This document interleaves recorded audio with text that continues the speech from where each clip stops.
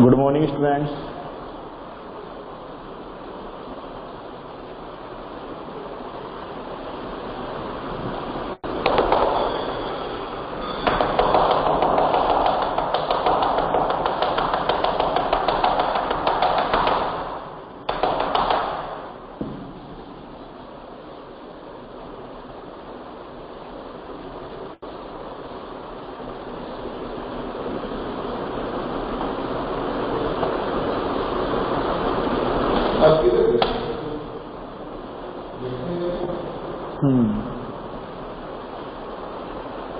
Hello,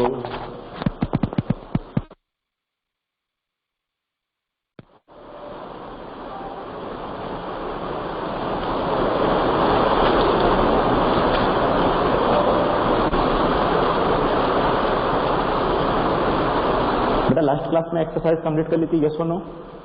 chapter number 11 का exercise complete हो गया था? So fourth question was remain. Okay, chapter number 11 fourth question. 1 minute बेटा।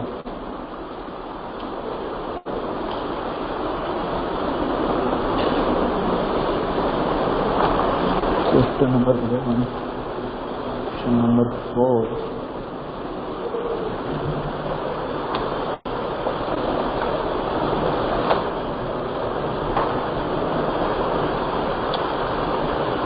An archer stress bow will taking aim to the target. Shoot and release arrow. Okay, is beginning to move towards target.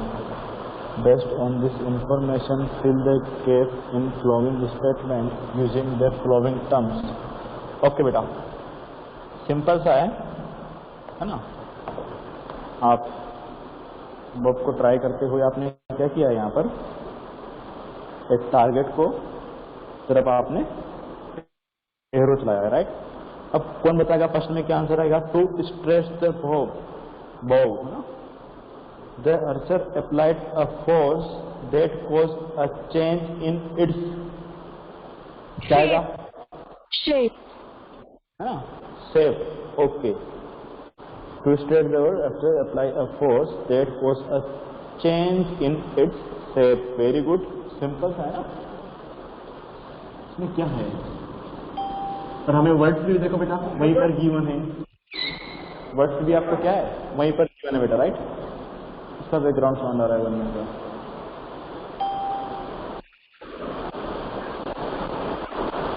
Background sound किस का बेटा? Mute कर लो।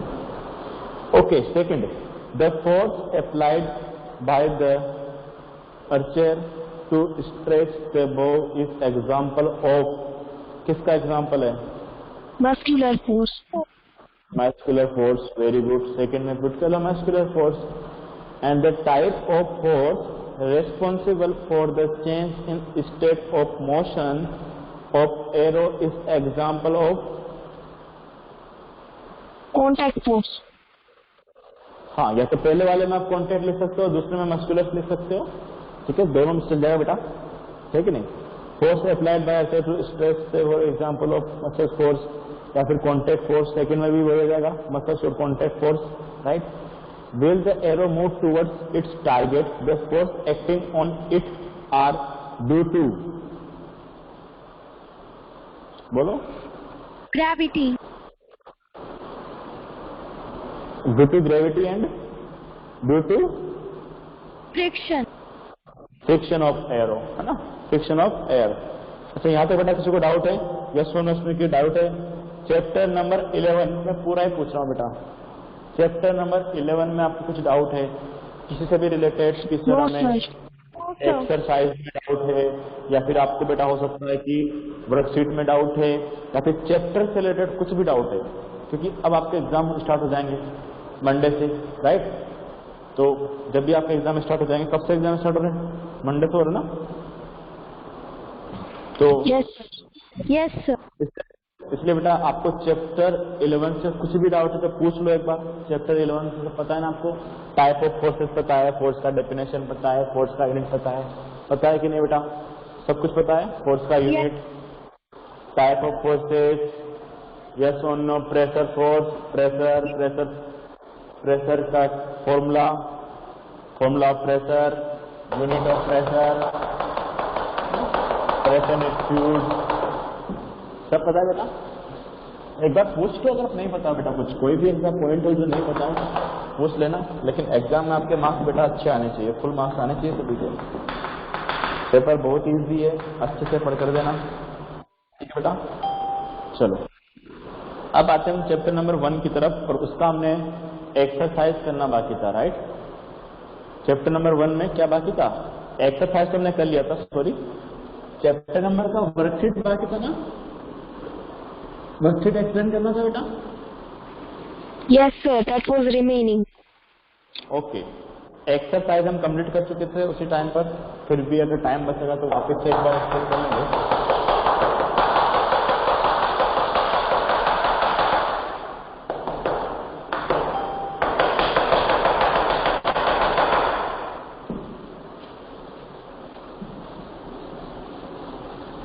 कौन बताएगा first question में क्या reply आएगा थोड़ा सा? What will be your answer of first question? Which of the following condition is not essential for growth? High temperature? नहीं बेटा, लो टेम्परेचर, उसको हाई टेम्परेचर की रिक्वायरमेंट होती है, टेम्परेचर की रिक्वायरमेंट होती है उसको। इसका आंसर होगा बेटा लो टेम्परेचर, ठीक है? क्या आंसर हो जाएगा इसका? लो टेम्परेचर, ठीक है? फर्स्ट में आंसर हो जाएगा बेटा low temperature, okay? And second, propagation of ginger, ginger देखा है ना सभी ने? यस और no? Yes, sir. Yes, sir. कहाँ पर यूज करते हैं हम जिंगर को? जिंगर कहाँ यूज करते हैं हम? घर पे यूज करते हैं बहुत सारी जगह। कहाँ पर यूज करते हैं जिंगर का? करते हो ना? किसमें यूज करते हो बेटा? बोलो। टी में। टी में यूज करते हैं, वेरी गुड, राइट? टी में ही कभी कभी हम वेजिटेबल में भी थोड़ा कुछ यूज करते हैं। चलो, तो क्या आंसर आएगा बेटा? Seed. Propagation of ginger is generally done using stem, stem के द्वारा होता है बेटा उसका ना। उसमें क्या होता है, देखो इसमें मान लो हमारे पास में यहाँ पर वो जिंगर है, उसमें बेटा ऐसा स्टेम बनता है ना, जिसके अंदर होता है, ग्राउंड की तरफ होता है, तो ना इसमें हल्के हल्के रूट्स होते हैं, राइट? फिर ये स्टेम होता है, यहाँ से इसका हल्का सा प्लांट बनता है, ठीक है? तो क्या आ जाएगा इसका आंसर बेटा? स्टेम। क्या आंसर होगा इसमें? Stem, okay? चलो क्वेश्चन नंबर 3 तो पता है सभी को, सभी का रिप्लाई आना चाहिए बेटा क्वेश्चन नंबर 3 में। Which of the following statement is not true for organic manure? A. It enhances water holding capacity of soil. नहीं बेटा, वाटर होल्डिंग कैपेसिटी तो इंक्रीज करता है बेटा। देखो बेटा, इसने क्या बोला है फर्स्ट में? It enhance water holding capacity of soil. बेटा वाटर होल्डिंग कैपेसिटी तो इंक्रीज करता है, एनहांस करता है, सॉरी, राइट? लेकिन अब देखो उसमें सेकेंड ऑप्शन में देखो बेटा, it has a balance of all plant nutrient. All plant nutrient नहीं करता ना, organic manure all plant nutrient नहीं करता। हाँ, न्यूट्रिएंट करता है, तो सभी न्यूट्रिएंट तो उससे नहीं मिलते बेटा, ये सुनो। उसने लिखा ऑल प्लांट न्यूट्रिएंट, अगर वो लिखता ऑल नहीं लिखता, सम प्लांट न्यूट्रिएंट लिखता, तो हमारा आंसर वो सही हो जाता, मतलब वो भी ट्रू होता, लेकिन फॉल्स है, इसलिए आंसर बेटा 3rd में आएगा बी। क्या आंसर आएगा? It has a balance of all plant nutrient.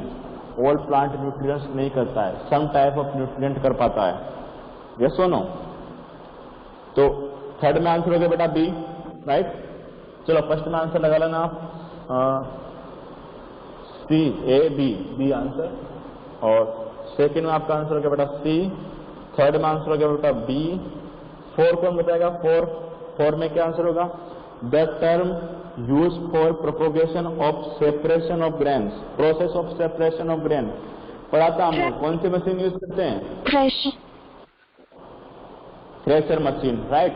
और एक और मैंने लास्ट में बताया था, थ्रेशर मशीन अगर होता तो हमारा आंसर हो जाता थ्रेसिंग, सॉरी, एक तो थ्रेशर यूज करते हैं, और कौन कौन सा यूज करते हैं कौन बताएगा? इसमें 2 टाइप की मैंने मशीनें देखी थी बेटा, कौन बताएगा? हार्वेस्टिंग, थ्रेसिंग, यस और नो? क्या Yes, आंसर हो sir. जाएगा इसमें? क्या आंसर हो जाएगा इसमें? Threshing. Threshing. Threshing. Threshing. अच्छा, विनोविंग नहीं होगा क्या?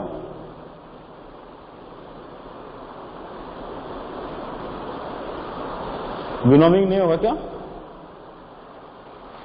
Yes. वो भी तो आंसर होगा। थ्रेसिंग और winnowing, the term use for process of separation of grain from चाप। थ्रेसिंग भी हो सकता है और विनोविंग भी हो सकता है, राइट? दोनों आंसर हो जाएगा बेटा इसमें, यस और नो? इसमें तो दोनों आंसर हो जाएगा। Yes, sir. Yes, sir. Winnowing तो हम यूज करते हैं, अगर आपने देखा हो तो। बताते हैं लास्ट में एक मशीन होती थी, Yes, sir. तो इसका तो दो आंसर हो रहा है, थ्रेसिंग भी हो रहा है और विनोविंग भी हो रहा है, राइट? ओके, चलो क्वेश्चन नंबर 5। क्वेश्चन नंबर 5 में क्या आंसर आएगा? Read the statement given below. Seeds required moisture for generation, right है कि रॉन्ग है? Yes, plants can absorb nutrient mostly in dissolve form. ये भी हमने पढ़ा था बेटा, जब हम वाटर को इरिगेट करते हैं, है ना? इरिगेशन में हमने देखा था, इरिगेशन की जो रिक्वायरमेंट होती है उसमें सबसे फर्स्ट हमने यही सीखा था कि जो प्लांट्स होते हैं वो जितने भी हम न्यूट्रिएंट देते हैं और डायरेक्ट नहीं लेते हैं। आपने देखा हो तो जो हमारे पास में बेटा प्लांट वगैरह होते हैं उसमें क्या होता है, जहां पर ये रूट्स होती है, इस रूट के थ्रू वो लेते हैं। तो रूट तक पहले कौन पहुंचाएगा? इस रूट को पहले से कौन पहुंचाएगा बेटा? वाटर के साथ में वो न्यूट्रिएंट मिक्स हो जाएंगे। न्यूट्रिएंट जो होंगे वो वाटर के साथ मिक्स होकर के पहले रूट तक जाएंगे, फिर उसके सारे पार्ट्स में चले जाएंगे। चलो, irrigation protect crop from both frost and hot air current, ये भी पढ़ा था हमने, ठीक है? Irrigation improve soil texture. Choose the combination of statement which are indicate the need of irrigate crop. तो हम इरिगेट करने के लिए क्या क्या रिक्वायरमेंट है? फर्स्ट रिक्वायरमेंट ये है कि नहीं, seeds required moisture for germination, yes और नो? फर्स्ट होगा कि नहीं बेटा इसमें, है ना? 5 में बताते रहो ना कौन कौन सा होगा। क्या फर्स्ट इसका फर्स्ट भी होगा इसमें? Choose the combination of statement which indicate the need to irrigate crop. क्या फर्स्ट आंसर होगा कि नहीं बेटा? Seeds required moisture for germination. Yes, sir. Second बेटा plants can absorb nutrient mostly in dissolve form, ये तो इम्पोर्टेंट Yes, है। sir. Yes, Yes, sir. ये भी आएगा। देखो sir, irrigation protect crop from both frost and hot air current, ये भी तो हमने पढ़ा था। इरिगेशन प्रोटेक्ट तो करता है ना, इतना ज्यादा इंपॉर्टेंट नहीं, लेकिन है तो सही, इंपॉर्टेंट तो है बेटा। यस और नो? Yes, sir. Yes. अगर हम चाहें तो इन तीनों को इसमें रख सकते हैं, 1, 2 और 3। हाँ, टेक्सचर को अगर आप नहीं, टेक्सचर इतना इंपॉर्टेंट नहीं है, तो इसका आंसर लगा लो बेटा बी ज्यादा करेक्ट होगा, ठीक है? चलो नेक्स्ट कौन बताएगा इसमें answer? Which of the following tools used a farmer used to remove weeds from the field? Sir Hoi. Hoi. Hoe, no Okay. Hoe, right? Okay, question number 7।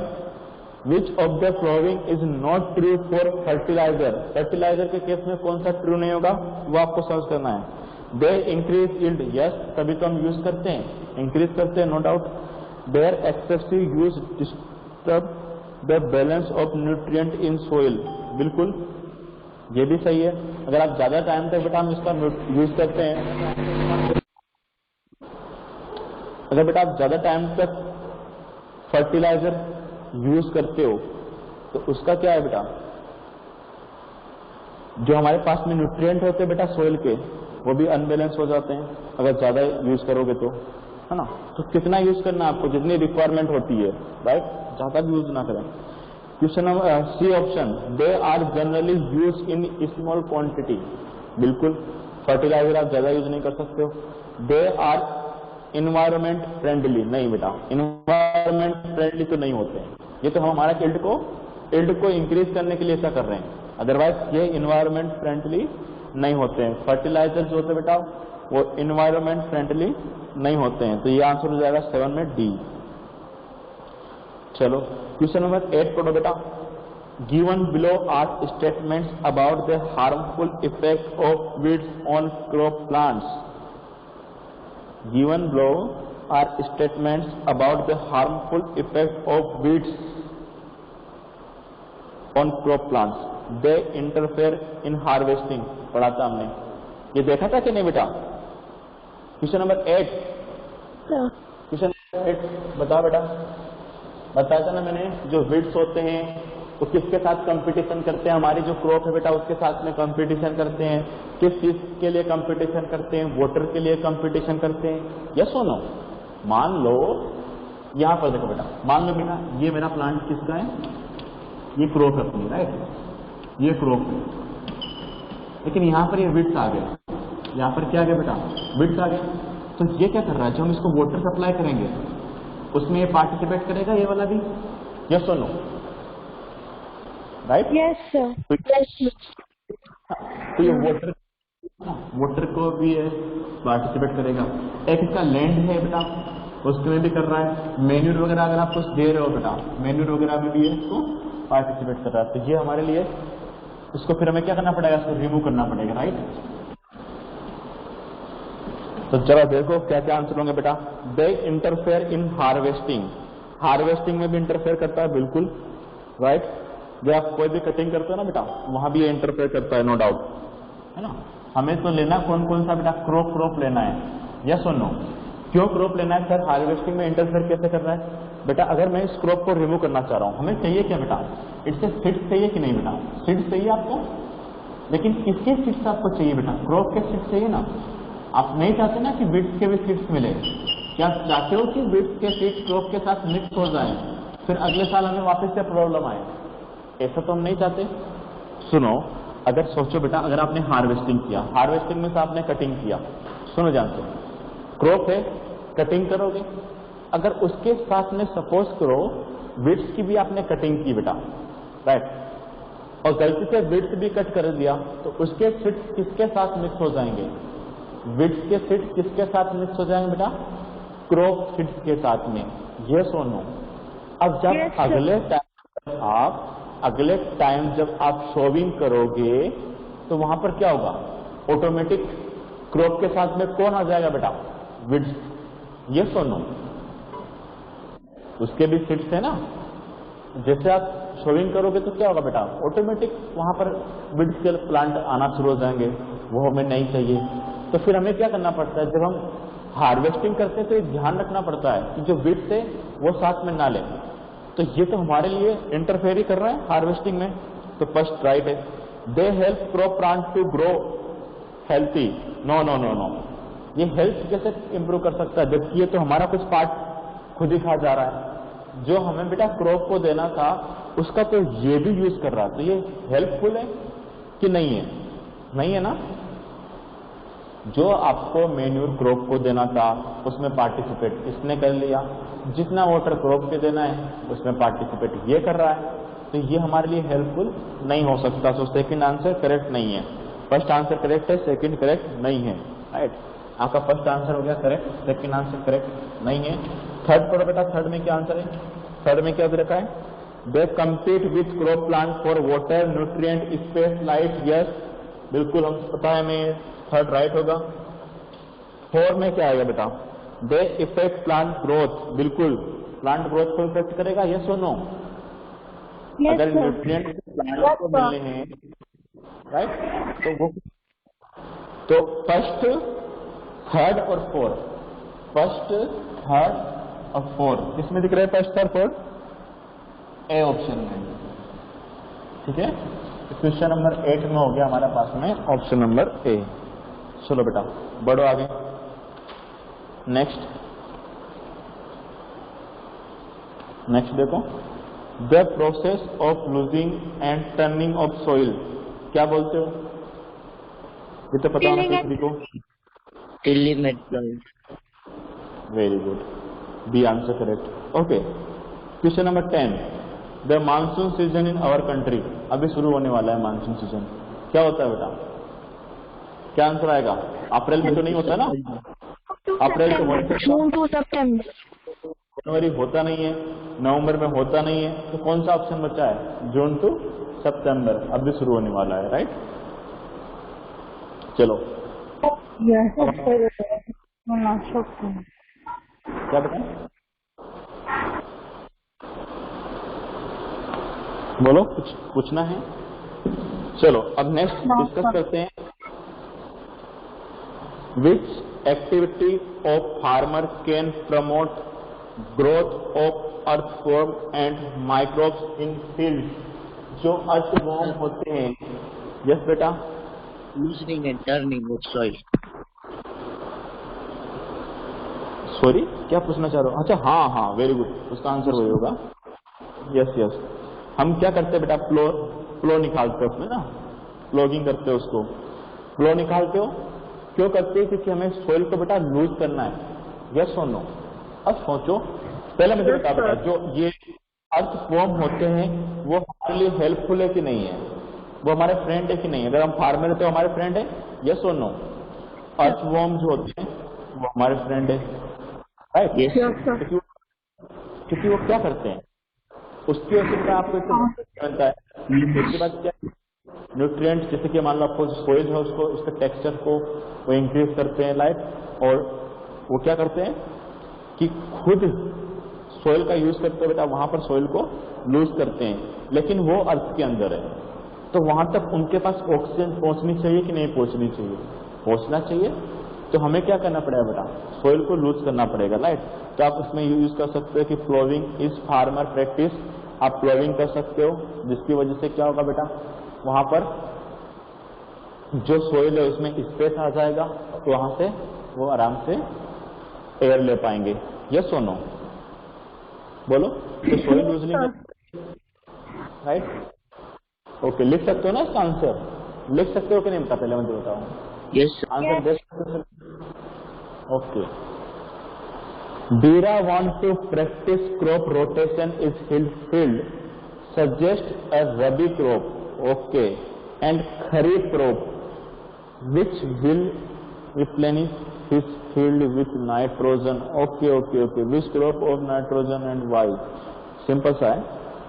अगर आपको बेटा खरीफ का लिखना है तो खरीफ में तो राइस वगैरह जाएगा, खरीफ में राइस और सोयाबीन जो होता है बेटा वो नाइट्रोजन को रिप्लेनिश करते हैं ना, तो राइस और सोयाबीन लिख लो खरीफ में, और रबी में पी और वीट, ठीक है?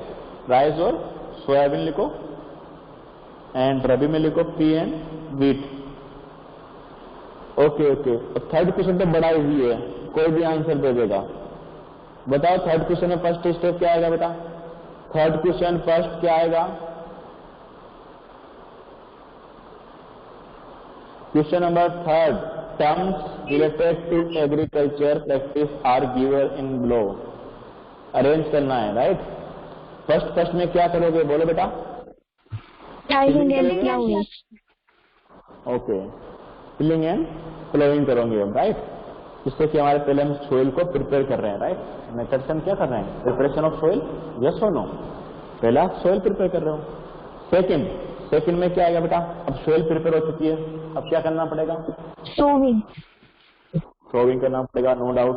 अब सोविंग हमारे फील्ड में आ चुकी है, अब उसे क्या देना पड़ेगा? उसकी ग्रोथ इंक्रीज करनी है हमें। क्या करें ग्रोथ इंक्रीज करने के लिए? Manuring. Manuring, third is manuring, right? Okay, fourth, अब मैन्यूर भी दे चुके हो, अब उसे वाटर की रिक्वायरमेंट होगी कि नहीं? Irrigation. Irrigation, okay. इरिगेशन के बाद में क्या करना पड़ेगा? जो एक्स्ट्रा चीजें आ गई उसे रिमूव करना पड़ेगा, है ना? तो लिख सकते हो ना यहाँ पर क्वेश्चन नंबर थर्ड में जो प्रोसेस है ना? पहले लिखना था टिलिंग एंड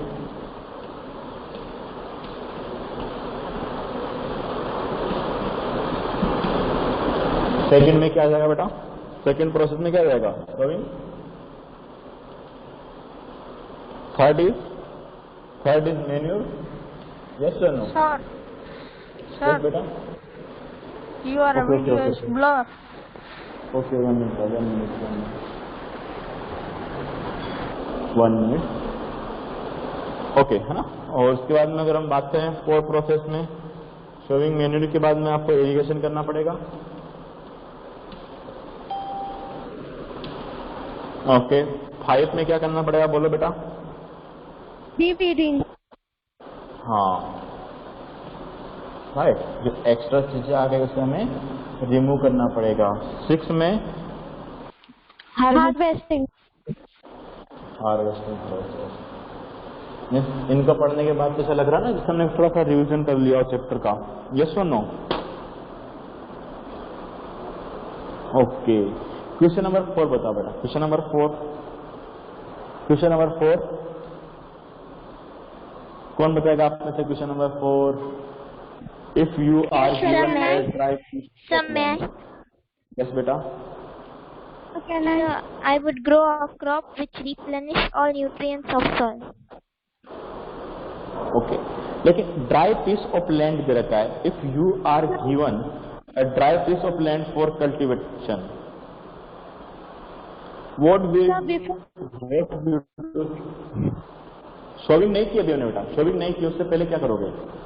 सोइल प्रिपरेशन करोगे कि नहीं? सोइल प्रिपरेशन करोगे, सोइल प्रिपरेशन करेंगे। सोइल प्रिपरेशन करने के लिए हमें, अगर हमारे पास ड्राई लैंड होती तो क्या करना पड़ता है? सबसे पहले कल्टीवेशन करना पड़ेगा, तो हमारे ट्रैक्टर वगैरह इजीली वर्क नहीं करेंगे। तो पहले उसको क्या करना पड़ेगा? मॉइस्चर में लाना पड़ेगा। अब मॉइस्चर में कैसे लाएंगे? मैन्यूर तो ऐड कर सकते हो, वेरी गुड, मैन्यूर भी हम ऐड कर सकते हैं, लेकिन हम शायद तो इरिगेशन भी कर सकते हैं। ये सुनो, उससे पहले इरिगेशन कर सकते हैं। सबसे बेस्ट मेथड है इरिगेशन कर दो। सबसे बेस्ट मेथड क्या बेटा? इरिगेशन कर दो। उससे क्या होगा? वहां पर मॉइस्चर आ जाएगा। ये सुनो, अब कुछ टाइम के बाद जैसे आपका पानी उसमें कम हो जाएगा, उसके बाद आप उसमें कल्टीवेशन प्रोसेस कर सकते हो। ये सुनो। Yes sir. ओके, तो इरिगेशन कर सकते हैं, आपको मैन्यूर्स में ऐड कर सकते हो। मैन्यूर से भी क्या होता है? हमारा सॉफ्ट टेक्सचर होता है वो सॉफ्ट हो जाता है। चलो next 5, what are organic food? और ऑर्गेनिक फूड की तरफ तो दुनिया बढ़ रही है, पता होना चाहिए तो सभी को। ऑर्गेनिक फूड्स क्या होते हैं? नहीं पता?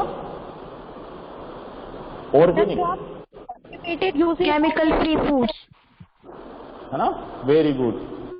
अगर आप क्रॉप का क्या कर रहे हो बेटा?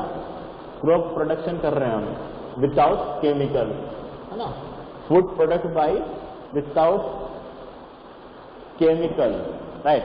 अब केमिकल्स में क्या क्या, जितने भी आपने केमिकल्स यूज कीजिए, है ना, मान लो आपने फर्टिलाइज यूज किया तो वो भी नहीं करना है।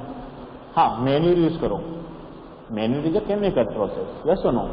जैसे कि आप बेटा, आपको यूज क्या क्या करना है? अब सपोज आप बोलोगे कि सर हमें ग्रोथ तो इंक्रीज करनी पड़ेगी ना, ऐसा थोड़ी ना है कि हम क्रॉप का ग्रोथ इंक्रीज नहीं करें। तो उसके लिए हमें क्या यूज करें? मैन्यूर यूज करो, या सुनो। फिर आप बोलोगे सर वहां पर कुछ वीड्स वगैरह होते हैं या फिर जो इंसेक्ट होते हैं उनको कैसे कंट्रोल करें? तो उसके लिए बेटा कुछ ऐसे केमिकल यूज करो जो हमारे लिए भी हेल्पफुल हो। जैसे नीम का जो पेड़ होता है उससे जो अगर लिक्विड बनाकर यूज करो, ये सुनो, तो हमारे लिए भी हेल्पफुल है, राइट। तो इस तरीके से हम यूज करते हैं।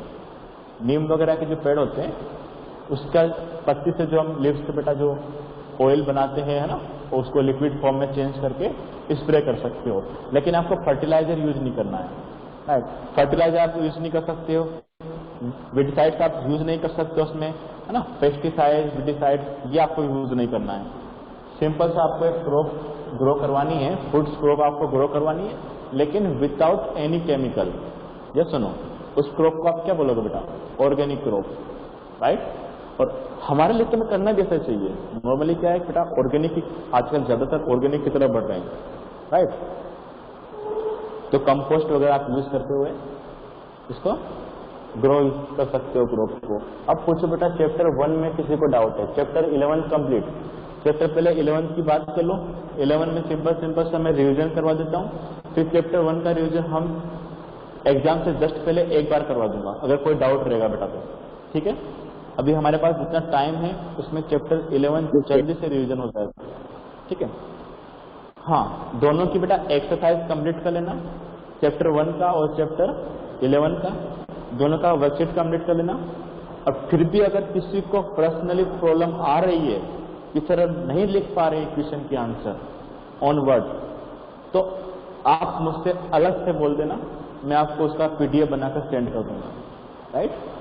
अगर किसी को लगता है कि नहीं सर हमसे नहीं हो पा रहा है, तो आप मुझे ये क्वेश्चन है इसके आंसर प्रोवाइड करा दो, तो मैं प्रोवाइड करवा दूंगा, ओके। अदरवाइज ट्राई करो बेटा, मैंने अच्छे से पूरा एक्सप्लेन किया है, चैप्टर हमने एक्सप्लेन किया है, थ्योरी हमने लिखा है, उसके बाद में सारे क्वेश्चन का एक एक एक्सप्लेनेशन मैंने आपको दिया है। तो अब आपको थोड़ा सा खुद से भी करना पड़ेगा, ओके बेटा। कर सकते हो कि नहीं कर सकते? Yes sir. कर सकते हो सर? चलो, फिर भी बेटा फिर बोल रहा हूँ, जिसको लग रहा है कि नहीं सर नहीं होता है, कभी कभी किसी स्टूडेंट से नहीं भी होता बेटा, हाँ, तो मैं उसके लिए अलग से पीडीएफ बना करके प्रोवाइड करा दूंगा। ट्राई करूंगा एग्जाम से पहले आपको पीडीएफ मिल जाए, लेकिन बेटा आपको पहले खुद से करना पड़ेगा, और नहीं हो रहा तो फिर मेरे से बोल दो कि सर इसका नहीं हो रहा आंसर, ठीक है। लेकिन सर्च करो, नेट पर सर्च करो, जितना ज़्यादा पढ़ोगे इतने ज़्यादा सोर्स आपको मिलेंगे नेट वगैरह से, बहुत सारी चीज़ सीखने को मिलती है बेटा, ठीक है। उसमें से ढूंढो हमारा आंसर कौन सा सही बैठ रहा है, कौन सा नहीं बैठ रहा है, ये सब सीखना है हमें। लर्निंग प्रोसेस ही हमारा, यस और नो, लर्निंग ही करना है यहाँ पर हमें। चलो अब हमें बात कर लेते हैं फोर्स की। तो कौन बताएगा फोर्स का डेफिनेशन? जल्दी जल्दी से रिप्लाई करना है। चैप्टर नंबर 11 का आपको 15 से 20 The मिनट pusher में pull slide on an object. Push और पुल, एनी पुश और pull apply on an object is known as force. Force का यूनिट कौन बताएगा बेटा? एसआई यूनिट कौन बताएगा? फोर्स का एसआई यूनिट क्या होता है? What is SI unit of force? Sir, Newton. Newton बाबा क्या? न्यूटन।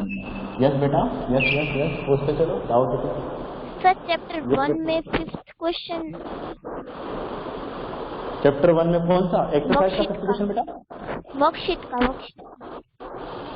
वर्कशीट का फिफ्थ क्वेश्चन। रीड द, इसमें बेटा आंसर आप लोग लगाया ना, मैंने थर्ड आंसर लगा लो उसमें। Okay sir. थर्ड भी लगा सकते, इसमें दोनों है बेटा, अगर आप थर्ड लगाना चाहे थर्ड भी इसका आंसर सही बैठ जाता है। इसका ये क्वेश्चन ऐसा ही बना हुआ है, इसका सॉरी बी आंसर भी इसका सही बैठ जाता है। और अगर थोड़ा सा हम टेक्सचर को भी इंक्लूड करें तो इसका आंसर डी और सी दोनों अगर आप दोगे तो दोनों सही बैठ जाता है। इसमें थोड़ा सा टेक्सचर भी इंप्रूव कर देता है, ठीक है। एक तो सारे भी करेक्ट मान सकते हो, नहीं तो जो मेन करेक्ट ऑप्शन है बेटा वो 1, 2 और 3rd, 1, 2 एंड 3rd, राइट। चलो हाँ, ऐसे पूछते रहो बेटा, जहां तो कोई डाउट है ना पूछो, ओके। तो ऐसा यूनिट आपको पता होना चाहिए बेटा, फोर्स का ऐसा यूनिट क्या होता है। फिर सिंपल से क्वेश्चन बता दो मुझे। अगर मेरे पास ये ब्लॉक है बेटा, ठीक है, और यहाँ पर 2 पर्सन इसको पुश कर रहे हैं, एक पर्सन इस साइड में पुश कर रहा है, दूसरा पर्सन इसको इस साइड में पुश कर रहा है, लेकिन ये लेफ्ट साइड जा रहा है। इसका नाम ए है, इसका नाम बी है, लेकिन ये किधर मूव कर गया बेटा? लेफ्ट साइड मूव कर गया। तो टोटल किसका फोर्स ज्यादा है? फोर्स कौन ज्यादा लगा रहा है? ए फोर्स ज्यादा लगा रहा है, B force? B. Right, means B force applied by B is greater than A. अच्छा मैं पूछता आपको नेट फोर्स कौन सी डायरेक्शन में? टुवर्ड्स ए या टुवर्ड्स बी? नेट फोर्स किधर बचेगा? Left side. तो टुवर्ड्स ए लिखूं या टुवर्ड्स बी लिखूं? नेट फोर्स टुवर्ड्स ए या बी? सोचो। टुवर्ड्स ए, नेट इधर आ रहा बेटा, तो नेट फोर्स इधर ही बचा ना। ये क्या बोलोगे इसको? Towards a. वर्ड्स को पकड़ना, वर्ड्स का जो मीनिंग है बेटा उसको समझो। नेट फोर्स कौन सी डायरेक्शन में? तो ए की तरफ लग रहा है, और ज्यादा कौन लगा रहा है? बी। ज्यादा बी लगा रहा है। चलो उसमें हम दूसरा कर लेते हैं। यहाँ पर हमारे पास जो फोर्स है बेटा वो 10 न्यूटन है, और मैंने ये फोर्स लगा दिया इस डायरेक्शन में 25 न्यूटन। नेट फोर्स बता दो मुझे जल्दी से, नेट फोर्स कितना होगा, कौन सी डायरेक्शन होगा? नेट फोर्स कौन सा है और कितनी डायरेक्शन में बेटा? 25 न्यूटन लगाया है, एक तरफ 10 न्यूटन है।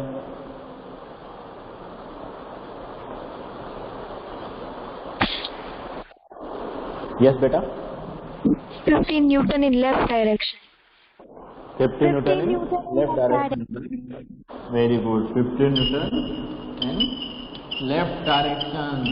लेफ्ट डायरेक्शन, इसको मतलब होता है आपको नेट फोर्स निकालना आता है, निकाल सकते हो ना। एरो देखकर एडी तो करना है, एड या सब्ट्रैक्ट करना है। ये सुनो, अगर सेम होंगे, सेम डायरेक्शन होगी तो क्या करोगे बेटा? सेम डायरेक्शन होगी तो क्या करोगे? एड करोगे या सब्ट्रैक्ट करोगे? एड करोगे। और अगर डायरेक्शन अपोजिट हो गई तो क्या करना पड़ेगा? सब्ट्रैक्ट। ओके, फिर हम मुझे थोड़ा सा बैलेंस फोर्स के बारे में कौन बताना चाहेगा? बैलेंस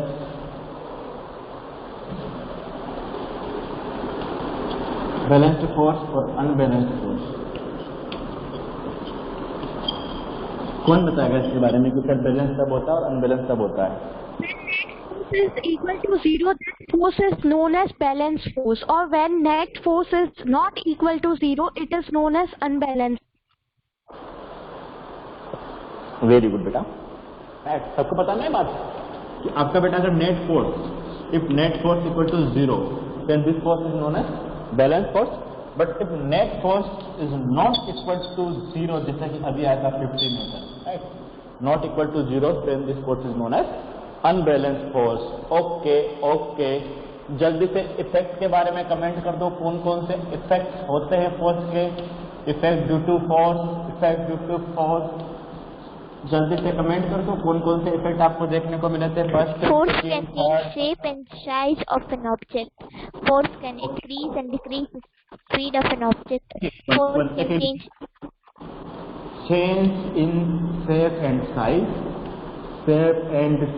वेरी गुड बेटा, शेप एंड साइज। और दूसरा क्या बताया आपने? Increase or decrease Force can speed. increase or decrease speed. Okay, increase and decrease speed, okay बेटा। और increase Force can change direction of an object. Change the direction, okay बेटा, of motion, okay. और Force can make an object in rest. Okay, make in rest, okay बेटा। और बताओ? Force can make an object to move. Okay, move. अब बताओ बेटा, इसमें किसी को प्रॉब्लम है क्या? इन जितने भी इफेक्ट है किसी में प्रॉब्लम है? अब ध्यान से सुनो, ये इफेक्ट किसकी वजह से होते हैं? अगर अनबैलेंस फोर्स हो तो कुछ भी हो सकता है, अनबैलेंस हो तो ये भी हो सकता है, ये भी हो सकता है, ये भी हो सकता है, ये भी हो सकता है। लेकिन अगर मैंने पूछा सिर्फ बैलेंस फोर्स के बारे में, जो कि अपने आप में होता ही 0 है, बैलेंस फोर्स का मीनिंग ही 0 है, तो इसमें से वो कौन सा इफेक्ट दिखा सकता है? बैलेंस में कौन सा इफेक्ट दिखाएगा बेटा? बैलेंस में कौन सा इफेक्ट दिखाएगा? बैलेंस फोर्स सिर्फ एक इफेक्ट दिखा सकता है बेटा, कौन सा? Change in shape and size. Yes और नो? बैलेंस फोर्स लगा करके हम स्प्रिंग का साइज चेंज कर सकते हैं। सोचो, दोनों तरफ से मैं सेम पुश अप्लाई करूं स्प्रिंग पर, साइज चेंज होगा। पुल अप्लाई करता हूं तो साइज चेंज होगा, राइट?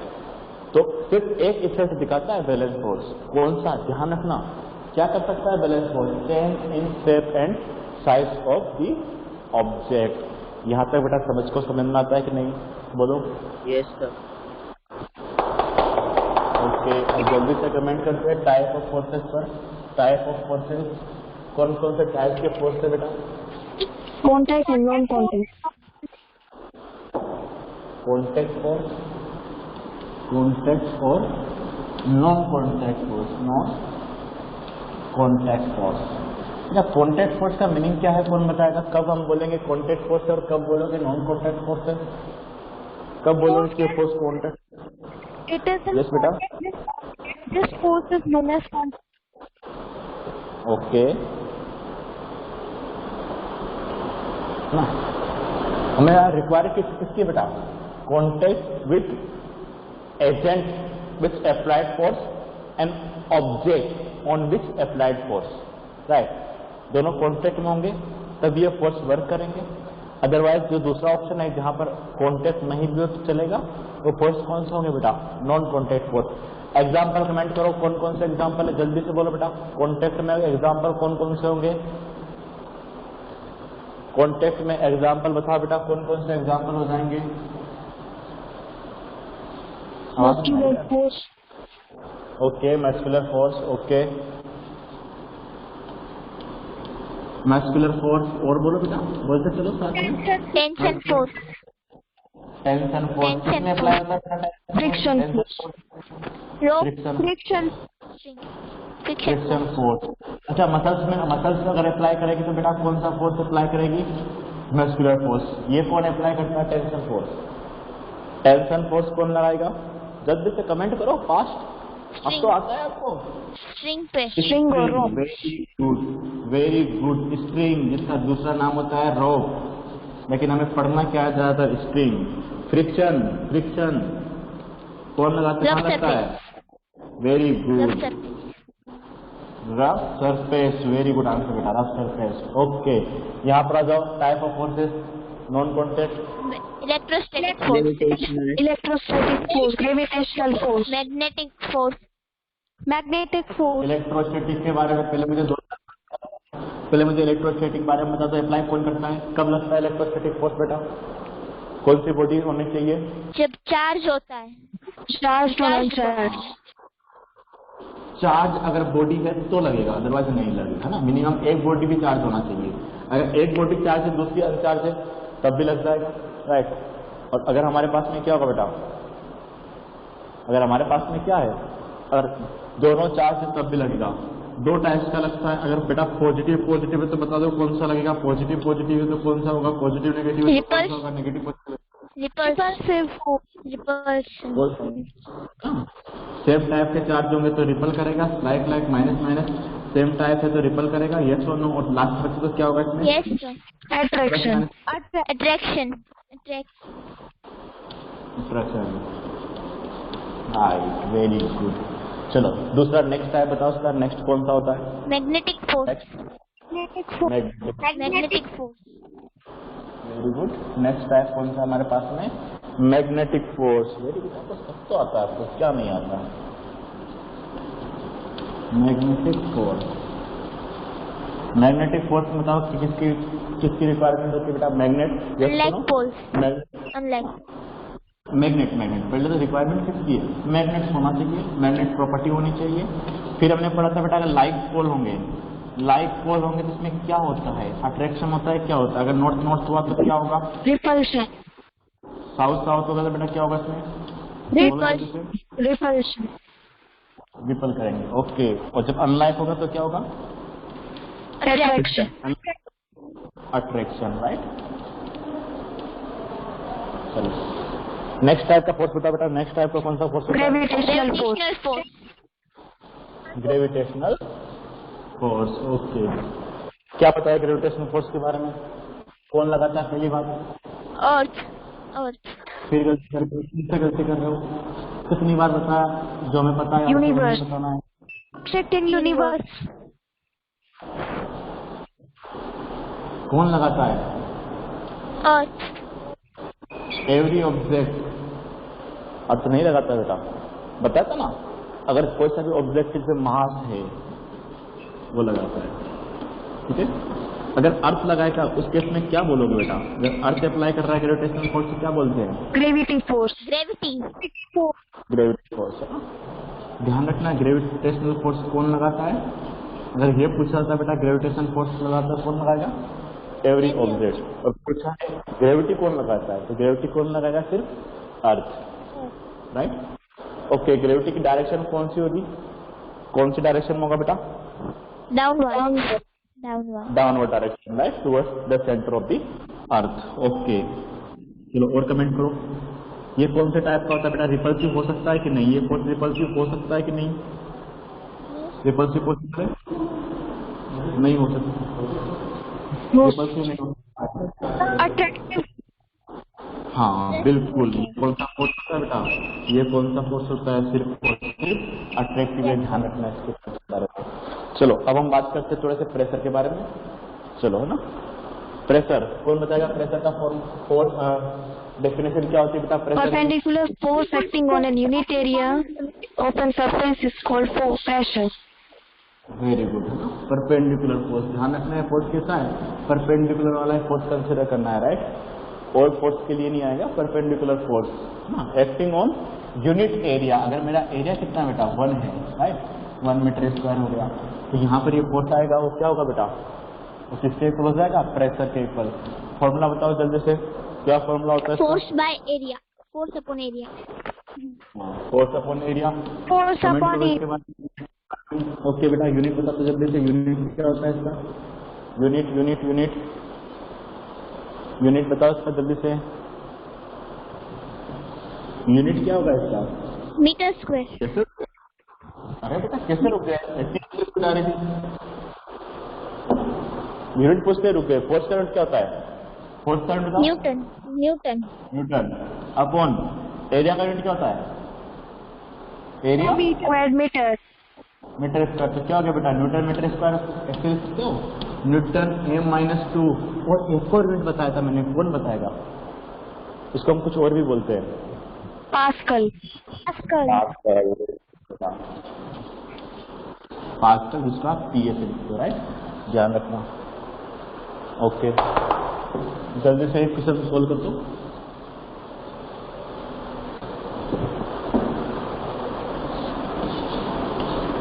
एफ जीवन है बेटा 10 न्यूटन, और इसका एरिया जीवन है आपको, एरिया गिवन है 100 सेंटीमीटर स्क्वायर।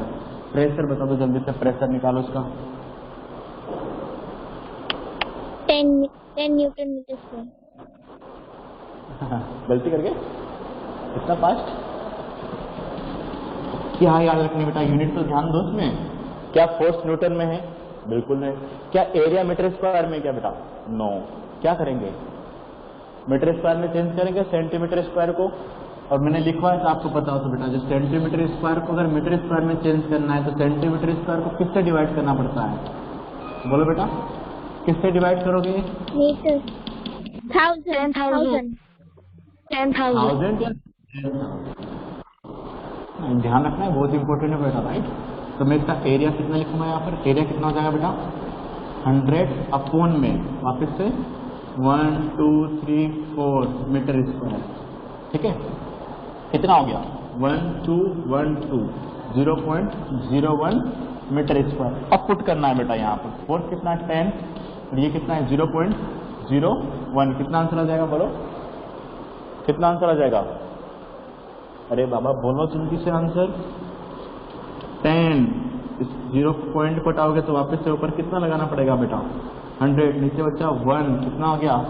1000 न्यूटन पर मीटर स्क्वायर। यस और नो? यहाँ तक बेटा सभी को पता है ना? Yes, sir. ओके, अब आते हैं हम लिक्विड प्रेशर पर। लिक्विड और गैस कहाँ पर प्रेशर लगाती है बेटा? कंटेनर पर प्रेशर लगाती है, यस और नो? कंटेनर पर कहाँ कहाँ प्रेशर लगाता है, बोलो जल्दी से। लिक्विड कहाँ पर लगाता है? Bottom and side walls. Container. Bottom पे लगाता है, वेरी गुड। बॉटम पे भी अप्लाई करेगा और कंटेनर वॉल पर भी अप्लाई करेगा, ये पता है सभी को, यस और नो? राइट। ओके, किस पे डिपेंड करता है? डिपेंड किस पे करता है? अगर मेरे पास यहाँ पे बेटा 2 वेरी गुड हाइट पे डिपेंड करता है। अगर मेरे पास ए बी सी और ये डी पॉइंट है तो क्या कमेंट करोगे, सबसे ज्यादा किस पर होगा बेटा? सबसे ज्यादा किस पर होगा? ये दोनों C और D सेम, पे. Very good. C और D and D. अच्छा, सी और डी में क्या रिलेशन होगा? कौन ज्यादा होगा, कौन बड़ा होगा, कौन छोटा होगा? Sir Both are equal. क्योंकि हाइट बोथ इक्वल आर है. Equal, Sir, equal. इक्वल होंगे, right. P C equal to P D. Okay, उसके बाद किसका होगा बेटा? उससे कम किसका होगा? D. B. E B. A, उससे कम A. ओके। एटमॉस्फेयर की डेफिनेशन क्या हो जाएगी? एटमॉस्फेयर की डेफिनेशन बताओ बेटा जल्दी से। The envelope of air around us is called atmosphere. Okay, atmospheric pressure small होता है, लार्ज प्रेशर होता है? Atmospheric pressure Very large. Very large pressure. Okay, और पूछो बेटा अगर कोई डाउट हो तो इस चैप्टर से रिलेटेड। बाकी नेक्स्ट चैप्टर हम No, exam sir, no doubt. Okay, bye everyone. Bye, Bye, sir. sir.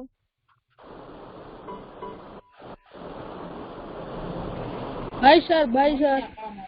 Bye, sir.